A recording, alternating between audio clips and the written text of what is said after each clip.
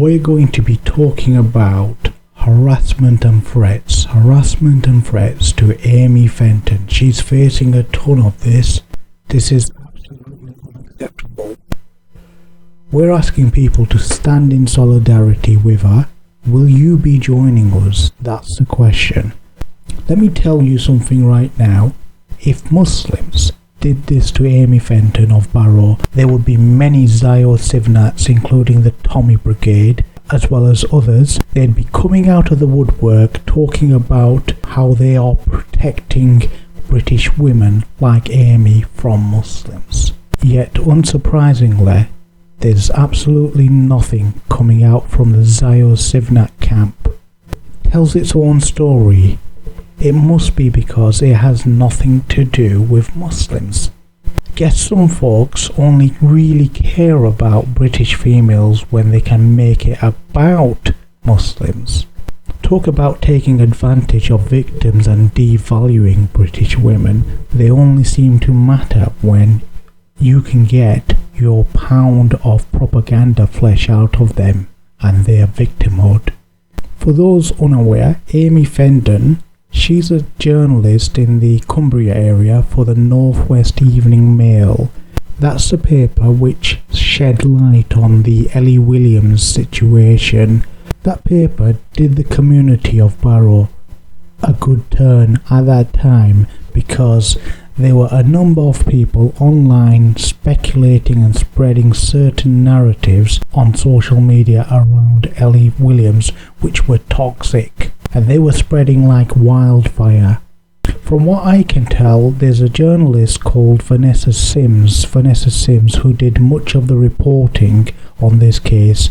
I'm not sure as to how much involvement Amy Fenton had in enlightening us about the case and the charges Ellie faces, as well as why she's in trouble with the police, why she's on remand. Maybe Vanessa Sims is a name change to protect Amy from the nutters who are out there. Who knows? Regardless, Vanessa Sims and or Amy Fenton have done nothing wrong. Okay. Due to their reporting, we now know that Ellie Williams is charged with 7 counts of perverting the course of justice, vis-a-vis 7 allegations dated between 2017 and 2020. As a side note, I want to add this. Ronnie Johnson, that's her stepfather, Ellie Williams' stepfather, he's on record saying there were 5 named men accused, 3 were British, and when I say British, I'm talking about ethnically British, and 2 were Asian. Keep that in mind. There were a number of online conspiracy theorists just believing this was some sort of cover-up by the police prosecution services. Thanks to the reporting of journalists like Amy Fenton, many folks have withheld judgment and not been swayed by the social media narratives. Because of this, it appears Amy's received credible threats to the safety of her person and the safety of her children, meaning the police had to move her and her children to a safe house. Can you imagine that? I'd imagine these threats were from disgruntled people, if you can call them that, people. Perhaps they did not like the fact that Amy Fenton was doing her job and reporting facts which flew in the face of online narratives and propaganda narratives about grooming gangs and what have you. Sometimes the truth can be inconvenient, and truth tellers like Amy Fenton can end up in the firing line. But let's be clear here, she's been unfairly accused of all sorts and much maligned online. Talking about online harassment, there's a local activist called Jason McCullough. He's been trolling Amy Fenton for a while now online. Amy Fenton has deemed his actions, his behaviour to be harassment and stalking. It's not exactly what a lady who is already in a safe house with her kids fearing for her life, I don't think that's what she would want. Jason's actions and quote-unquote harassment further adds to the ordeal that she's going through right now.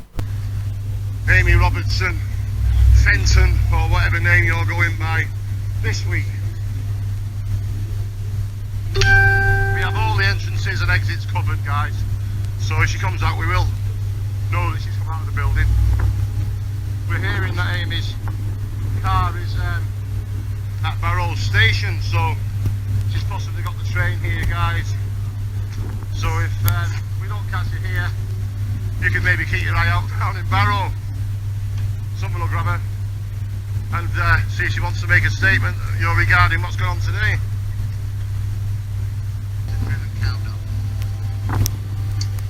So yes, hopefully she's still here, and if not, we'll hang around for a little while anyway, because we obviously have nothing better to do on a Tuesday than annoy Amy.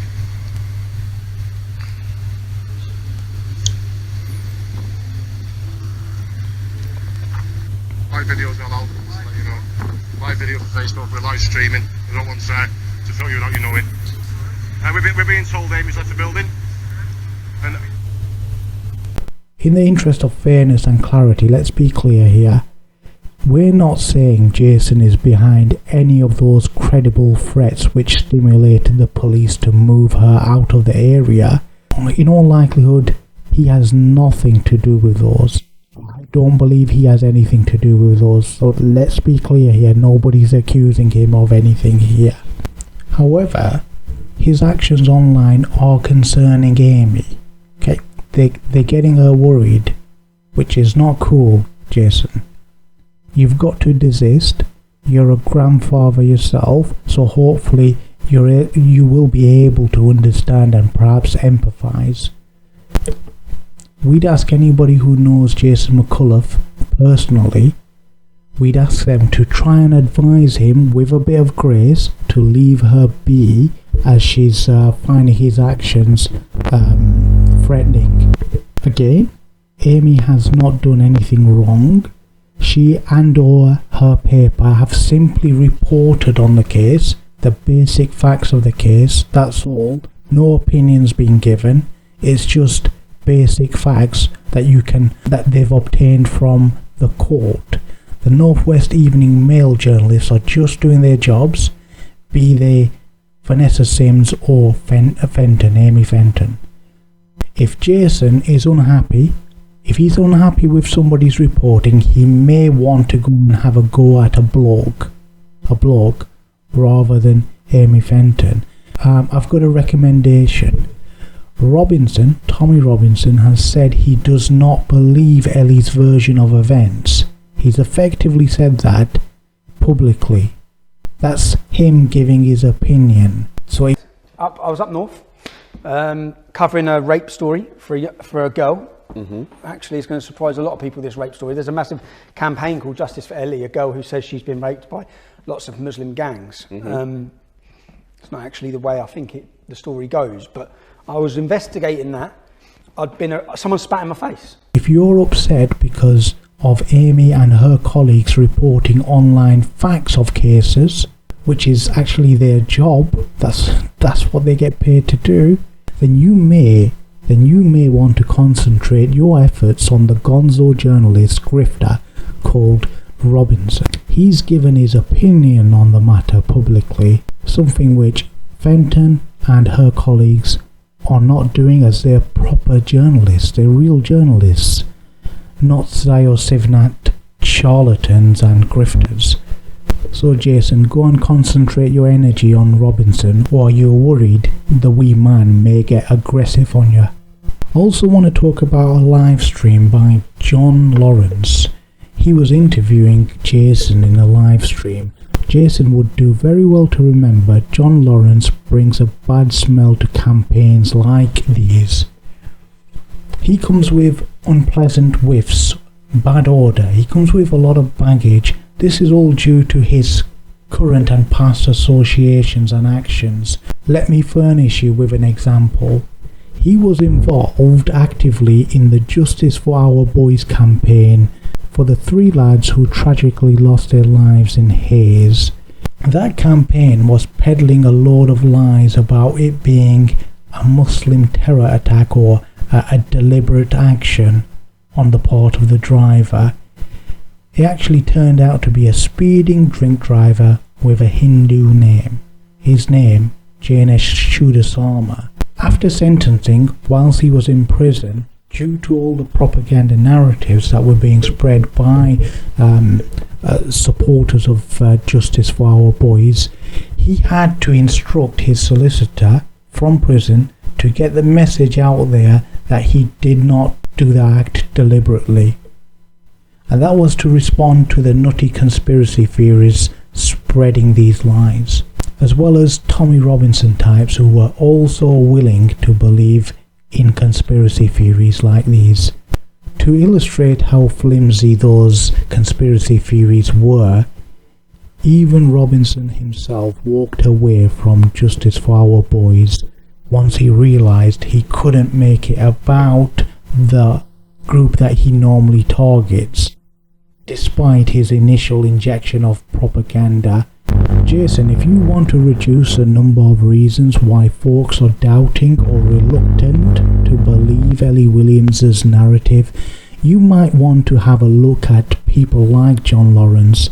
They come with a load of baggage which does not exactly fill astute people with confidence. You may also want to investigate whether John Lawrence was associated with the Chelsea Right campaign, the Justice for Chelsea campaign in Sunderland. I wouldn't be surprised if he was. Again, that's another campaign which Robinson jumped onto because the accused were Iraqi and Syrian refugees. It's recently come to light that Caelan Robertson, a former employee of Robinson, has let everybody know that that was a fake campaign. It was a fake campaign, and Robinson realised it was fake, untrue, a month afterwards. So a month into the campaign he realised and walked away. That's according to Caelan Robertson. Jason, you may also want to ask John Lawrence if he cares about British females so much, what's he done about Jada's claims that his mate Paul Golding assaulted her? Or does John only really care about British women when he can make it about Muslims or immigrants? Whilst you're doing all that, Jason, leave Amy Fenton be. It's not fair on her. It's not fair on her family. She's done absolutely nothing wrong. I'd also like to take this opportunity to wish you all the best if you do decide to confront Robinson. A gum shield may come in handy. You may want to take one just in case the wee fella decides to sucker punch you. He's got a track record for that sort of stuff. The sucker punch is one of his favourite tactics. See the Barrow incident, the Portugal incident, and the Italy incident for reference purposes. When it comes to sucker punches, that man is an expert.